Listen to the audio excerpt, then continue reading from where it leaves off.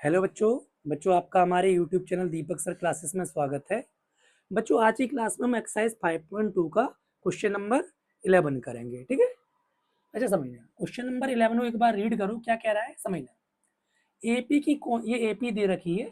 इस एपी की कौन सी टर्म इसकी 54 टर्म से 132 ज्यादा होगी, ये इस लाइन का मतलब है। ठीक है, लैंग्वेज को सबसे पहले समझा करो। लैंग्वेज समझ जाओगे तो इक्वेशन तो बना लोगे। ठीक है, यानी सबसे पहले मैं क्या करता हूँ, इस ए पी से ए लिख लेता हूँ और डी निकाल लेता हूँ। ए 3 है, डी हमारा हो जाएगा 12। अब उसने हमसे ये कहा है इस ए पी की कौन सी टर्म इसकी 54 टर्म से 132 ज्यादा होगी। तो हमें थोड़ा नहीं पता कि कौन सी टर्म 132 ज्यादा होगी इसकी 54 टर्म से। तो जब भी नहीं पता होता है तो हम मान लेते हैं nth टर्म। ठीक है, समझो। Let nth term of AP will be 132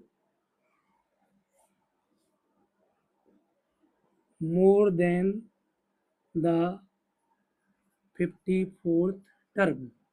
हमने मान लिया कि जो nth टर्म होगी वो 54 टर्म से 132 ज्यादा होगी। अब हमें तो पता नहीं ना, बात को समझो।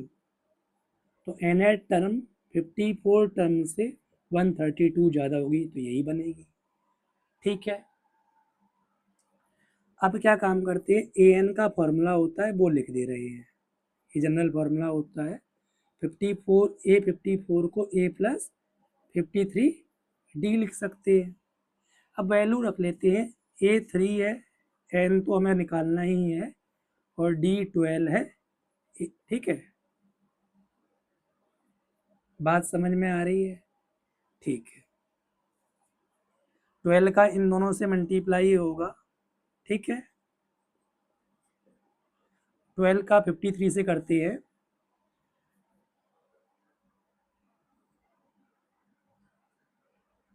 ठीक है, ये पहले बोर्ड मास के अकॉर्डिंग मल्टीप्लाई होगा, ध्यान रखना, कैलकुलेशन गड़बड़ मत कर देना, पता चले इन दोनों को पहले ऐड कर दो। ये कट गया, इज इक्वल टू में सेम साइन है। ठीक है, 636 प्लस 132 प्लस ये 12 हो जाएगा, -12 तो उधर जाएगा तो +12 हो जाएगा। बात समझ में आ रही है? ठीक है, अब ये सभी हम ऐड कर लेते हैं।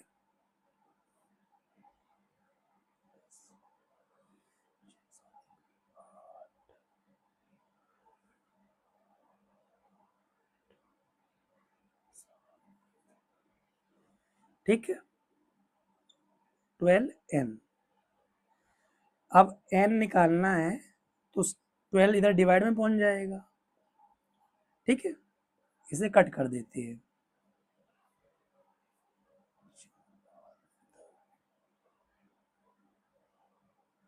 तो n इज इक्वल टू आ गया 65। आ जाओ इधर।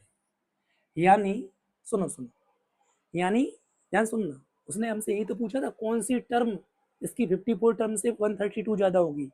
इसका मतलब उसकी उस एपी की जो 65 टर्म होगी, मतलब जैसे ये पहली टर्म है, दूसरी टर्म है, तीसरी, चौथी, ऐसे जो भी 65 टर्म होगी वो 132 से, सॉरी 54 टर्म से 132 ज्यादा होगी। ठीक है, तो n is equal to 65।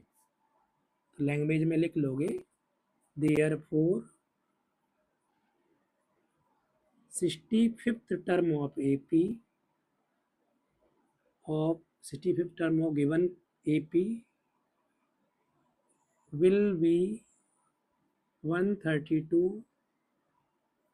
more than the 54th term। बात क्लियर? ठीक है, ध्यान रखना जब भी इस तरीके की बात कहेगा, कौन सी टर्म इस टर्म से इतनी ज्यादा होगी, हमेशा आपको nth टर्म मान लेनी है। ठीक है, समझ में आया? ठीक है, देख लो, समझ लो, फिर हम क्वेश्चन नंबर 12 करते हैं।